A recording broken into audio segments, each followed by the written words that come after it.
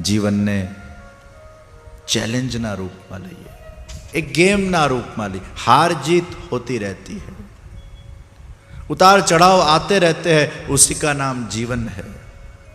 समस्या के बिना का जीवन नहीं हो सकता, जख्मों के बिना का जीवन नहीं हो सकता, टेंशन्स के बिना का जीवन नहीं हो सकता, आदि व्याधि उपाधि के बिना का जीवन नहीं हो सकता। नहीं होवाना थाय एने आदि कहेवाय अने होवाना कारणे थाय एने उपाधि कहेवाय। मंडप में पब्लिक भेगू न थाय एने आदि कहेवाय अने वधारे पड़तुं भेगू थई जाय एने उपाधि कहेवाय। अने व्याधि एटले रोगना कारणे जे उत्पन्न थाय। तो आदि व्याधि उपाधि आ तो जीवन में आव्या ज करशे। अने एटले ज जेम आपणे गाड़ी चलावतो होय वच्चे वच्चे स्पीड ब्रेकर पण आवे, खाड़ा खूचड़ा पण आवे, खराब रस्ता पण आवे, सारा रस्ता पण आवे, पण गाड़ी चलावता रहेवानुं, एमां गियर चेन्ज करता रहेवानुं, स्पीड में तमारे घटोती के बढ़ोती राखवानुं। ज्यां तमने सरस रस्तो मळे स्पीड वधारी दो, ज्यां ओछो ट्राफिक मळे स्पीड वधारी दो, ज्यां तमने खराब रस्तो मळे स्पीड घटाड़ी दो। गियर ने चेन्ज करता रहेवुं अने ए रीते जेम आपणे गाड़ी चलावीए छीए अने आपणे डेस्टिनेशन पर पहोंची जईए छीए एम जीवनना पण उतार चढ़ावना अंदर गियर चेन्ज कर्या करो, स्पीड चेन्ज कर्या करो अने धीरे धीरे आगळ वधता रहो। तमे चौक्कस तमारा लक्ष्य सुधी निश्चित पहोंची जशो। पण गाड़ी ने वच्चे रोकी नथी देवानी भाई, गाड़ी रोकावी न जोईए, ये चालती रहेवी जोईए, चालती रहेवी जोईए। वच्चे विघ्नो आव्या ज करशे, क्या नथी आवता। तो जीवन पण एक सहज बनी जशे। जैसे नदी की धारा बहती है एक सहज रूप से, जैसे बरसात बहता है एक सहज रूप से, जैसे हवा बहती है एक सहज रूप से, हमारे जीवन को हम सहज बनाएं।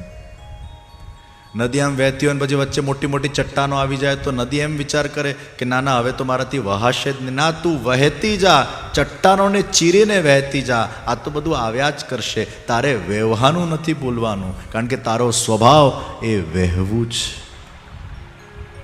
हम भी कर्म करते जाए, कर्म करते जाए, कर्म करते जाए। नहीं कश्चित क्षणमपि जातु तिष्ठत्य कर्मकृत। कोई पण व्यक्ति कर्म कर्या वगर रही शकतो नथी, नथी ने नथी। तमे नवरा बैठा हशो ने तो पण कर्म करो छो, कई ने कई विचारो तो चालू ज। You can not sit idle. कुछ न कुछ तो तुम्हारे अंदर चल रहा है, तुम्हारे मन में चल रहा है। क्या चल रहा है उसके ऊपर भी चिंतन करने की आवश्यकता है कि आप क्या सोच रहे हो, क्योंकि जैसी आपकी सोच होगी वैसे आप स्वयं बन जाओगे। मनुष्यनी विचारधारा केवी छे एना आधार पर एनु व्यक्तित्व गढ़ातुं होय छे। तमे सतत कोणुं ध्यान करो छो एवा तमे बनता जशो। अने कीट भमरीनो सिद्धांत बहुत प्रसिद्ध है कि पेलो कीड़ो भयथी भमरी भमरी आवशे भमरी आवशे भमरी आवशे नु चिंतन करे छे अने ए चिंतन एटलुं प्रगाढ़ थाय छे कि पोते भमरी बनी जाय छे अने उड़ी जाय छे। तो तमे जेवुं चिंतन करशो एवा बनशो। अने एटले ज सवारे उठो ने सौथी पहेला आँख बंद राखजो। सवारे उठीने एकदम आम आँख खोलीने अने आम उठीने भागता नहीं फरता। सवारे उठो, आँख बंद राखो, पलाठी मारीने बेसो, टटार बेसो। हमणा नहीं, सवारे हमणांय बेसो तो सारूं छे, वળી पाछा घणा टटार हमणा बेसवा लाग्या, एमनी हमणा सवार थई। पण सवारे आम उठो, टटार बेसो, बंद आँख राखो अने अहींया आज्ञा चक्र पर कॉन्सन्ट्रेट करो अने ऊंडा श्वास। श्री कृष्ण शरणम मम।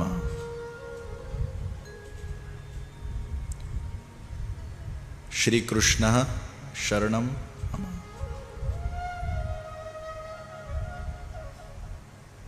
पांच सेकंड नो एक श्वास। आपणो एक श्वास केटला सेकंड नो होवो जोईए? 5 सेकंड। आ 5 सेकंड थया। શ્રી કૃષ્ણ શરણમ મમ. શ્રી કૃષ્ણ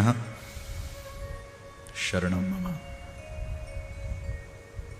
તો 5 સેકન્ડનો એક શ્વાસ થાય એટલે 12 શ્વાસ 1 મિનિટમાં લેવાયા. બરાબર છે? બરાબર છે કે નહીં? 1 મિનિટમાં 12 શ્વાસ થયા. હવે ઘણા લોકોના શ્વાસ 1 મિનિટમાં 20 થઈ જાય, 25 થઈ જાય, 30 થઈ જાય. નાનું બાળક જન્મે ને ત્યારે એનો ડબલ શ્વાસ હોય છે, 24 થી 30 શ્વાસ લે છે. પણ જેમ જેમ તમે સેટલ થતા જાઓ તેમ તેમ 5 સેકન્ડનો એક શ્વાસ થઈ જાય. તો જ્યારે તમે ધીરે ધીરે શ્વાસ લો છો, તમારા મન ઉપર તમારું કાબુ ડેવલપ થાય છે. અને એટલે તમે જોજો, સ્ટ્રેસમાં હોઈએ, ટેન્શનમાં હોઈએ ને તો શ્વાસ વધી જાય, હાર્ટબીટ વધી જાય, નર્વસનેસ થઈ જાય. આમ હાર્ટ ધબકારા મારે ફાસ્ટ, કેમ કે તમે ગભરાઈ ગયા, ડરી ગયા, નર્વસ થઈ ગયા. હાથ પગ ઠંડા થવા લાગે અને તમારી શ્વાસની ગતિ તમે જોજો વધવા લાગશે. શ્વાસ ઉપર કંટ્રોલ હશે તો મન ઉપર કંટ્રોલ આવશે, અને મન ઉપર કંટ્રોલ આવશે તો પોતાના ઉપર કંટ્રોલ આવશે. એટલે શ્વાસની ગતિ 5 સેકન્ડ અને ટેવ પાડો. એટલે સૌથી પહેલાં ઉઠીને જ તમે આ 5 સેકન્ડનો શ્વાસ, 11 શ્વાસ લો ધીરે ધીરે. શ્રી કૃષ્ણ શરણમ મમ. એનાથી શું થશે? ઉઠતા સાથે જે કોર્ટિઝોલ નામનો સ્ટ્રેસ છે એ સ્ટ્રેસ તમારું ઘટી જશે. અને પછી ખુલતા આંખે ભગવાન કૃષ્ણના સુંદર હસતા મુખારવિંદના દર્શન થવા જોઈએ. ઘણા લોકોના મગજના અંદર એવી મિસઅન્ડરસ્ટેન્ડિંગ હોય છે કે ઠાકોરજીનું ચિત્ર બેડરૂમમાં ન મુકાય. ચોક્કસ મુકાય. ઉઠતા ઠાકોરજી દેખાવા જોઈએ, આંખ ખુલે અને પ્રભુના દર્શન થવા જોઈએ.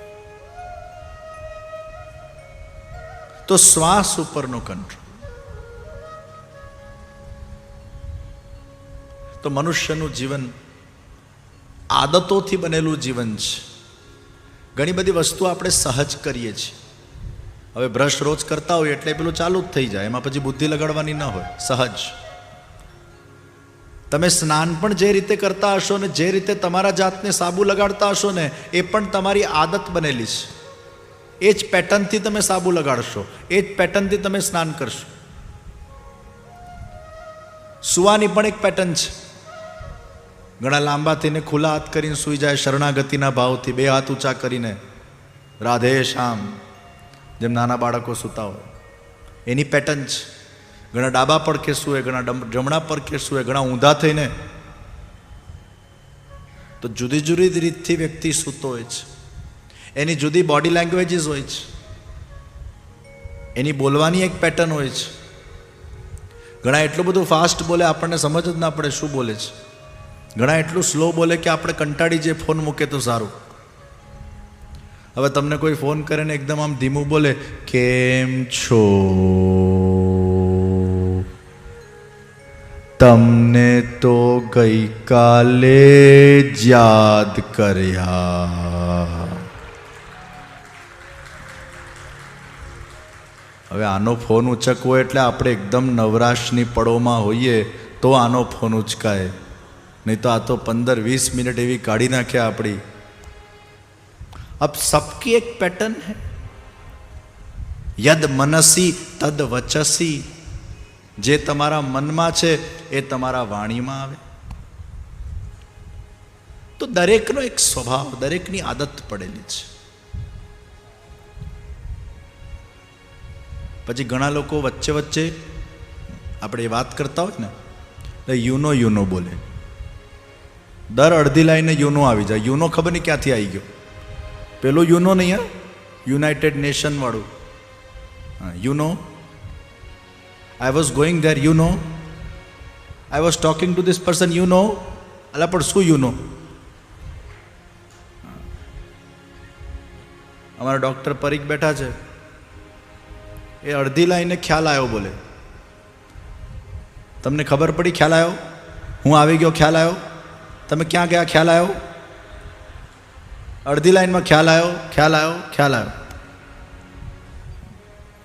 એક મહાપુરુષ મને મળ્યા, અડધી લાઈનમાં મતલબ બોલે. હું તમારા બધાના સામે આજે બોલવા ઊભો થયો છું, મતલબ ઊભો થયો છું, એટલે ખબર પડી ગઈ ઊભા થયા છો. દર લાઈનમાં મતલબ. દરેકની એક હેબિટ હોતી, દરેકની એક હેબિટ છે. And we are habitual to certain things. એકવાર બાલકૃષ્ણલાલજી માખણ ચોરી કરવા પધાર્યા, તો એક ગ્વાલિનીએ માખણની જે મટકી હતી ઉપર લટકાડેલી, ત્યાં એક ઘંટડી મૂકેલી. જેમ આજકાલના જમાનામાં અલાર્મ હોય છે કે મટકીને કોઈ અડકે તો ઘંટડી વાગે. એક ગ્વાલિનીના મનમાં વિચાર આવ્યો કે આજે હું લાલાને પકડું, રંગે હાથ પકડું. લાલા સખા મંડળીઓ સાથે ત્યાં પધાર્યા. ઉપર જોયું તો લાલાને ખબર પડી કે અહીંયા કંઈક ષડયંત્ર છે, ઘંટડી મૂકેલી છે. પણ લાલા પણ સ્માર્ટ છે, એટલે ઘંટડી સાથે ભાઈબંધી કરી નાખી. ઘંટડીને કહી દીધું કે હું તને અડકું તો વાગવાનું નહીં. ઘંટડી કીધું ઠીક છે. તો જ્યારે બધા જ માખણ ખાવા લાગ્યા, ઘંટડી વાગી નહીં. વાંદરાઓ ખાવા લાગ્યા, સખા મંડળ ખાવા લાગ્યા, બીજા બધા ખાવા લાગ્યા, ઘંટડી વાગી નહીં. જ્યાં લાલાએ માખણ ખાવાનું ચાલુ કર્યું, પેલી વાગવા લાગી. હવે પેલી ગ્વાલની દોડતી દોડતી આવી, લાલાનો હાથ પકડ્યો. આજ તુझे मैंने रंगे हाथ पकड़ लिया. એટલે લાલા કહે છે तुझसे तो मैं बाद में निपटूंगा, पहले ये घंटी से निपटने दो जरा. અરે ઓ ઘંટડી, આ બધાએ જ્યારે માખણ ખાધું ત્યારે તું વાગી નહીં. મેઇન પીક ટાઈમ આવ્યો, ક્લાઇમેક્સ આવ્યો, મોકાનો ટાઈમ આવ્યો, ત્યારે જ ત્યાં બખડજંતર કેમ કર્યું? तो घंटड़ी बोलवा लगी, अरे मुझे भी ध्यान नहीं रहा, मैं आदत से मजबूर हूँ, क्योंकि आपको जब भोग धरते तो वो घंटी बजा के भोग धरते हैं, तो मेरी भी आदत पड़ गई वहाँ बजने की. हर एक व्यक्ति की अपनी आदत है. જ્યારે શાંત રહેવાની આદત પડી જાય, જ્યારે હેપી રહેવાની આદત પડી જાય, જ્યારે પ્રસન્ન રહેવાની આદત પડી જાય, આપણા જાતને વારંવાર હતોડા મારીને કહીએ દુનિયાની કેવી પણ ગિવન સિચ્યુએશન આવશે, કેવી પણ કન્ડિશન આવશે, કેવી પણ પરિસ્થિતિ આવશે, કેવા પણ સંજોગ આવશે, દુઃખના હોય કે સુખના હોય, મારું મૂળ સ્વરૂપ એ આનંદનું સ્વરૂપ છે. હું આનંદનો અંશ છું, આનંદ મારા અંદર છે. હું પ્રસન્ન છું, હું પોઝિટિવ છું, હું સક્ષમ છું.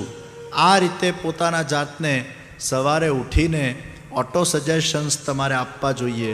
અષ્ટાક્ષર મંત્ર કરતાં કરતાં પોતાના સબકોન્શિયસને કહો, I am positive, I am confident, I am stress free, I am tension free, I am happy, I am blissful, my God is gracing on me, everything is possible with His grace. Today the whole day of mine is going to be successful.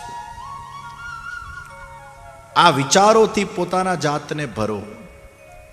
સવારે ઉઠતા સાથે tension તો થવું જ ના જોઈએ, એકદમ relax રહેવું જોઈએ, માઇન્ડ આપણું પ્રસન્ન રહેવું જોઈએ. અને પોતાના જાતને કહો, હું પ્રસન્ન છું, હું પ્રસન્ન છું, હું પ્રસન્ન છું. કારણ કે પ્રસન્નતા આપણો સ્વભાવ છે.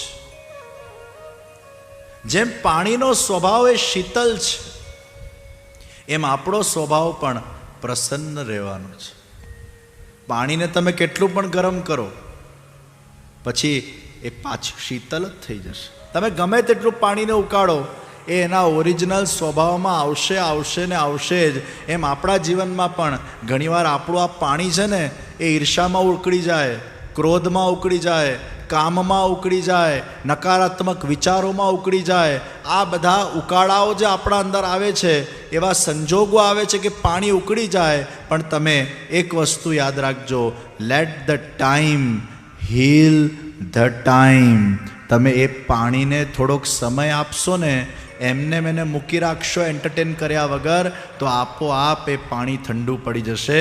એમ જીવનમાં કેવા પણ સંજોગ આવે, કેવી પણ પરિસ્થિતિ આવે, 72 કલાક થમી જાઓ, 72 કલાક સહી જાઓ, 72 કલાકમાં કોઈ ખોટો નિર્ણય ન લઈ લેતા, 72 કલાકના અંદર કોઈ એક્શન નહીં લઈ લેતા. કારણ કે જેમ જેમ સમય વીતતો જશે, પેલું પાણી એના મેળે જ ઠંડુ પડવા લાગશે અને આપણા જીવનમાં ઓટોમેટિક શાંતિ આવવા લાગશે. ઉકળેલા પાણીમાં હાથ નાખો નહીં, ઉસકો ઠંડા પડને દો. અને આ જો તમે તમારા બુદ્ધિના અંદર ફિક્સ કરી નાખો ને, આ તમારી આદત બનાવી લો કે તમારા જીવનમાં કોઈનાથી પણ તમને ખોટું લાગ્યું હોય, કદાચ કોઈનાથી પણ તમને હતાશા આવી હોય, કદાચ જીવનના એવા કોઈ ફેલિયર્સ આવ્યા હોય, એક્ઝામમાં નપાસ થઈ ગયા. હવે આપણે પેપરોમાં વાંચીએ છીએ, યુવાનો આત્મહત્યા કરી નાખે છે. નપાસ થયા એટલે બસ હવે મારે નથી જીવવું, અબ મેં જી કે ક્યાં કरूंगा. પોતાના જાતને મારી કાઢે છે. એક દિવસ જવા દો, પારો 10% ડાઉન જશે. 2 દિવસ જવા દો, પારો 20% ડાઉન જશે. 3 દિવસ જવા દો, 30% ડાઉન જશે. અરે 7 દાડામાં તો આખો પેલો પારો ધીરે ધીરે ધીરે ધીરે ડાઉન જતો રહેશે. આ મનુષ્યનો સ્વભાવ છે. આપણને ગુસ્સો પણ આવે, સામે કોઈ હોય તો આપણે કરી નાખીએ, પણ જો એ સામે ના હોય ને જો 2 કલાક પછી આપણને મળે, તો ગુસ્સાનો પારો એ પાછો 50% ડાઉન જતો રહે. પછી ગુસ્સો કરવાની મજા જ ના આવે. એ ઉકળતા જે પાણીમાં જે કામ થાય ને, એ ઠંડા પાણીમાં કશું ના થાય. એટલે ઠંડુ પડવા દો. તો આપણે આ હેબિટ પાડવાની છે. I am happy, I am blissful, I am stable, I am positive, I am confident. અને જ્યારે આપણે આપણા ઉપર આ વિશ્વાસ પેદા કરી નાખીએ ને, અને પ્રભુ ઉપરનો આપણો વિશ્વાસ દ્રઢ થઈ જાય, દુનિયાની કોઈ તાકાત એ આપણા મનને ડગમગાવી ન શકે. આપણું મન સક્ષમ રીતે, સ્ટ્રોંગ રીતે દરેક ચુનૌતીઓને સામનો કરી શકે. તો જિંદગી में तो समस्या और जख्म आएंगे. जिंदगी जख्मों से भरी है, वक्त को मलहम बनाना सीख लो. जिंदगी जख्मों से भरी है, वक्त को मलहम बनाना सीख लो. अरे हारना तो है ही एक दिन मौत के सामने, फिलहाल जिंदगी से जीतना सीख लो.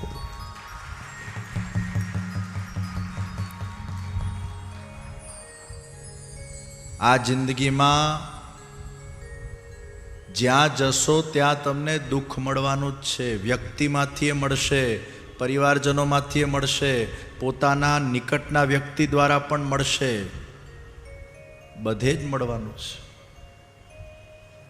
કારણ કે આશા એ જ સૌથી મોટું દુઃખ છે. આશા હિ પરમ દુઃખમ. જ્યાં આશા આવી, જ્યાં એક્સપેક્ટેશન આવી, એટલે દુઃખ. 4 વાગ્યાના કથામાં આવીને બેઠા છે ને 2 કલાક થઈ ગયા, કથા ચાલુ જ નથી કરતા, દુઃખ.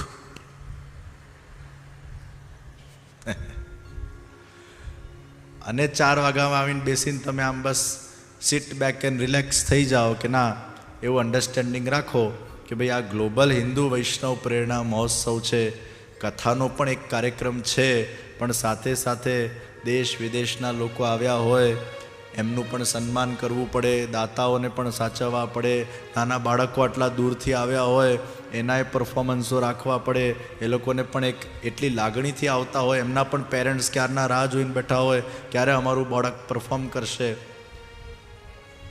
જુદી જુદી લાગણી લઈને બધા આવ્યા હોય. કોઈનું સન્માન રાખેલું હોય તો એ પણ રાહ જોઈને બેઠા હોય અમારું સન્માન ક્યારે થશે. અને બધા લોકોને આપણે સાચવવા પડતા હોય. હા, ખાલી પેલી કથાનું આયોજન હોય તો એમાં એટલી બધી વાર ન લાગે, પણ આ આપણા 15 વર્ષ ને 25 વર્ષનો ઉત્સવ છે, ગ્લોબલ હિન્દુ વૈષ્ણવ પ્રેરણા ઉત્સવ છે. દૂર દૂરથી વડોદરાના બધા મહેમાન બન્યા છે.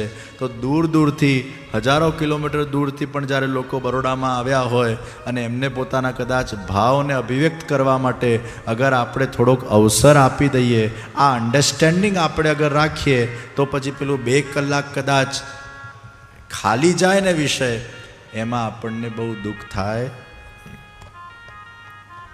પણ તમે બધા તો એટલા સંસ્કારી છો કે તમને કોઈ જ દુઃખ થતું નથી. તમે જરા પણ ઉફ પણ કરતા ન, ભલે મનમાં ખબર નથી શું ચાલતું હોય, પણ તમારા એક્શનમાં એ જરા પણ આવતું નથી. તમે ડાયા ડમરા બનીને શાંતિપૂર્વક હજારોની તાદાદમાં આ કથા મંડપમાં જિજ્ઞાસાપૂર્વક આપ સૌ જે બેઠા રહો છો ને, ખરેખર આપ સૌને જેટલા હું ધન્યવાદ આપું એટલા ઓછા. શ્રી પ્રભુને પ્યારા શ્રી યમુનાજીના લાડીલા એવા રસિક સત્સંગી વૈષ્ણવોને જે શ્રીના આ વચનામૃત ગમ્યા હોય તો આ વિડીયોને લાઈક કરજો, શેર કરજો અને કમેન્ટ બોક્સમાં જય શ્રી કૃષ્ણ જરૂર લખજો. અને અમારી ચેનલ શ્રી વલ્લભને સબસ્ક્રાઈબ કરવાનું ભૂલશો નહીં. સર્વે વહાલા વૈષ્ણવોને ભાવથી જય શ્રી કૃષ્ણ.